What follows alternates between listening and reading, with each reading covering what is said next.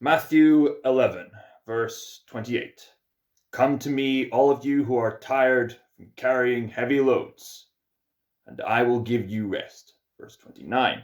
Take my yoke and put it on you and learn from me, because I am gentle and humble in spirit, and you will find rest. Verse 28 in particularly was used as a main theme for these two episodes, Clean, Part 1 and Part 2. Dallas Jenkins deemed it very important for the subject matter. Indeed, having watched these episodes delve very deeply into the subject matters of what it means to be clean and unclean, and not just with the title, mind you. Well, I suppose if you have episodes that are focusing on all kinds of uncleanliness and cleanliness, it makes sense to call the two-parter episode Clean, and that they are called Clean. These episodes prominently indicate that we're all going to go through sufferings in our lives, whether we commit the acts of uncleanliness or, by no fault of our own, uncleanliness latches itself upon us. In any case, Jesus Christ is the source of cleanliness that we can all go to. In other words, y'all ready for a bath? Hang on, wait a minute. That doesn't count as a bath, does it?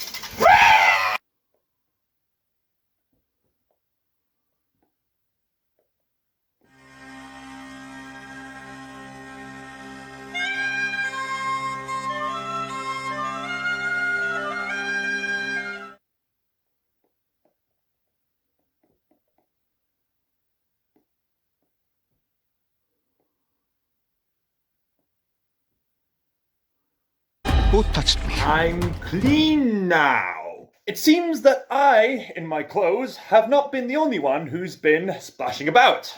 These two particular episodes are centered around various events, but mainly center around Matthew 9, verses 14 to 26.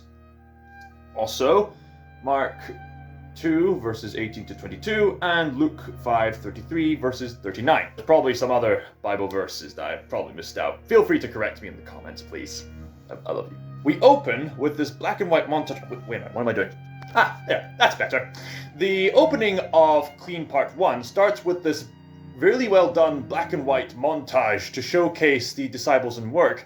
This visual style is fairly reminiscent of the promotional posters. What is it about stylized black and white posters? I mean, if black and white stylization worked for the Arkham City promotional marketing, then why not have that work for The Chosen?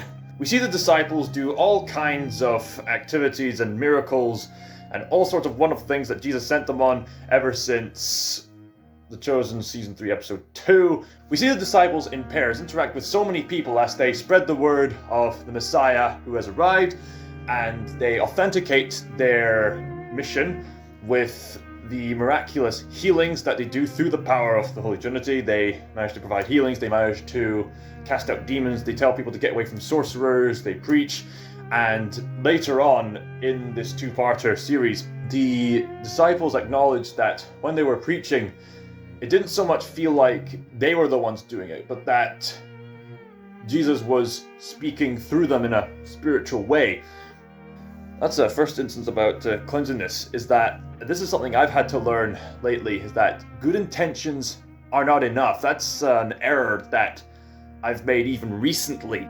I have to depend on the person who is never bad and always good, because I can't do it on my own, but he can.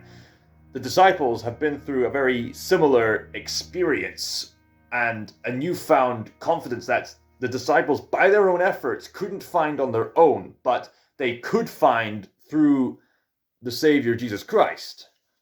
And I suppose having it in black and white would indicate a passing of time. As someone who's been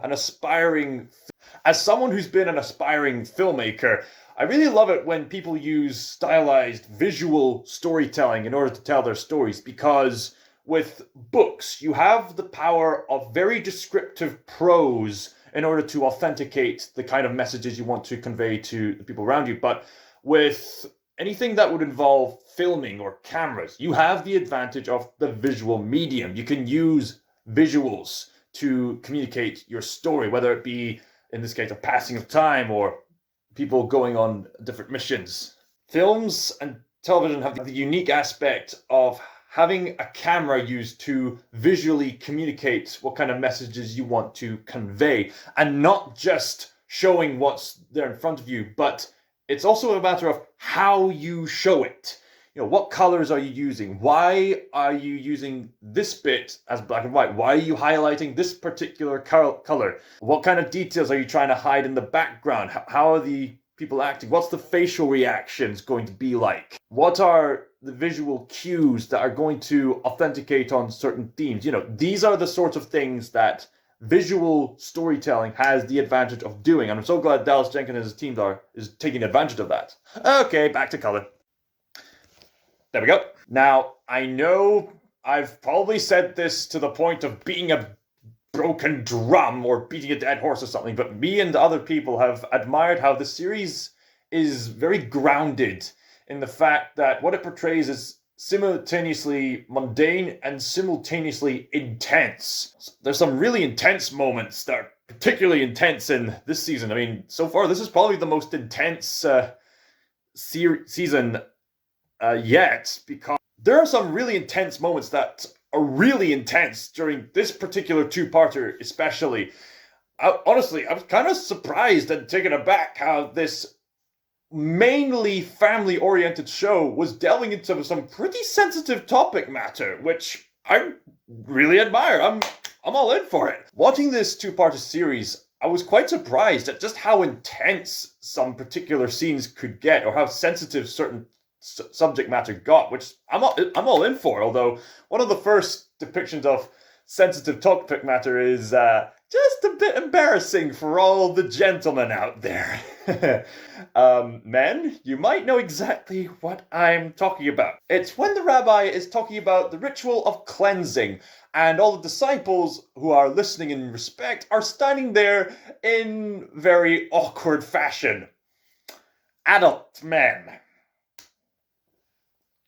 If you have any idea about the cleansing ritual, you know exactly what he's referring to.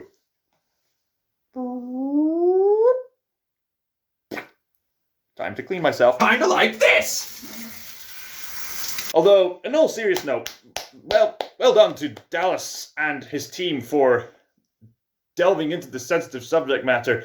Even subject matter that could risk the whole notion of family entertainment, yet still passes to qualify as family entertainment. That's pretty impressive. Although, there's some very sensitive subject matter, I'm not gonna lie.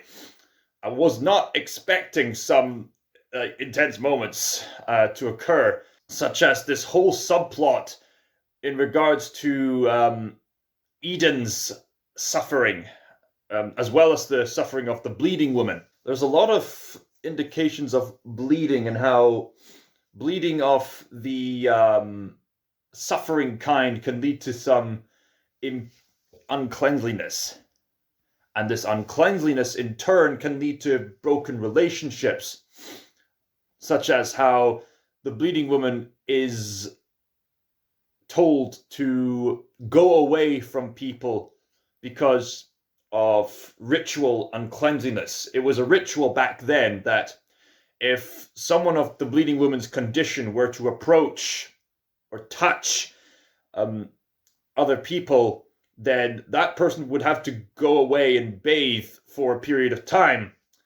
And so the bleeding woman was an outcast in society. So this is what makes Jesus so important to the story, because one of the main subject matters of the story is that not only is Jesus healing physical maladies, but Jesus is also healing spiritual impurities. This is what makes Jesus so crucially important. This is what makes Jesus so crucially important to the story, because not only is Jesus healing physical maladies, but is also healing spiritual impurities and restoring broken relationships. When Jesus later heals the bleeding woman, he's also healing her spiritual condition, because Jesus is the Messiah. He was sent down to heal all of our spiritual afflictions. I mean, people, especially these days, will depend a lot on their doctors and their nurses, but such people, for the most part, could only heal physical and occasionally mental problems. In order to solve mental problems, you probably have to go to a psychiatrist or other people like that. But for spiritual maladies, you have to go to people who affect your personal life, as well as people who give you a drive and a purpose for the rest of your life. Someone who can help you conquer all that negative thinking that tricks you into thinking it's your own thinking, but it's not actually your thinking. It's just junk that you need to get out of the way. If there is a genuine sign of searching for cleanliness, the cleanliness is there for you. All you have to do is reach out. For whatever reason, this subplot about the clogged water, in which the sewage water has tainted the drinking water, hasn't been entirely resolved in part 2. But that kind of scenario is far worse than when I treaded around my carpet with dog poo with my new training shoes. It does lead to certain scenarios of certain characters meeting each other, leading to further character development so that they could meet and then talk about certain things that expose what they're going through, what they're struggling with. It also leads to some banter between Simon and Gaius, which is all fantastic for character development in TV shows like this. Which is all fantastic for great character development like this. And it does make sense for this to happen because this was hinted in an earlier episode when Quintus was particularly getting cranky after seeing the state of his own water systems. There's been this review website that's been looking at episodes of The Chosen, which I found really resourceful, and it was pointing out how great the pacing was, as well as indicating unseen sorrows like what Eden is going through. Even at the end, when there's a celebration, the review website I looked into pointed out that Eden was probably wearing a mask to cover up her own sufferings. And some people can be like that. These kind of personal journeys that we all go through, all of us goes through some kind of personal spiritual journey of some kind, and our obstacles are not usually resolved overnight. But at least there is a source of cleanliness that we can all gather to. When one looks at these episodes, with how intense some of these scenes are, someone might say, whoa, my days, this is just downright depressing at times. But it makes the healing scenes with Jesus all the more glorious. From a filmmaking standpoint, I like how there's a slight zoom in as Jesus recognizes that someone's touched him in the crowds. Speaking of the whole healing by touching, it's interesting to note, and even Jesus himself states it in the scene, is that the clothes that Jesus were wearing are not that special. There was nothing that great about these clothes that Jesus wore during his earthly ministry. There was nothing innately miraculous about the clothes other than, well, it was the Messiah wearing them. And yet, this bleeding woman had enough faith to believe that just one thread from his clothes would be enough to heal her. It wasn't the clothes that healed her, though.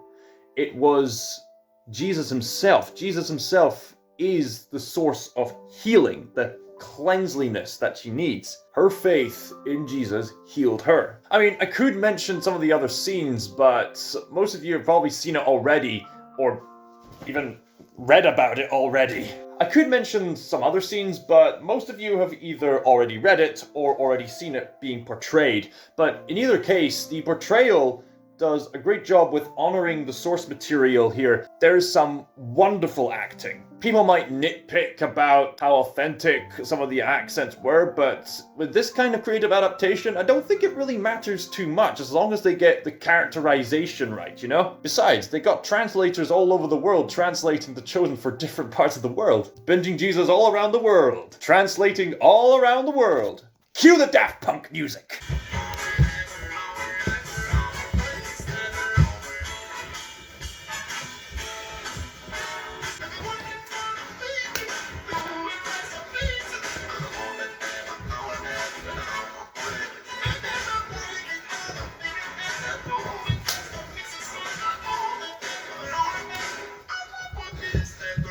So overall, Dallas Jenkins and his team have done an excellent job at portraying the gospel messages with integrity, and they've managed to do so with increasingly sensitive topic matter that still makes for quality family entertainment.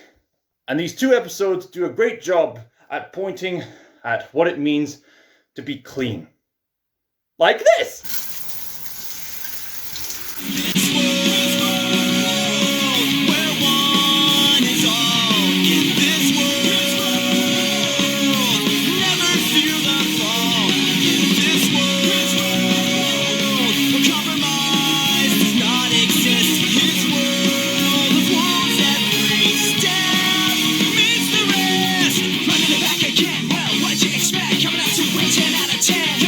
There's a subplot in which, pardon me,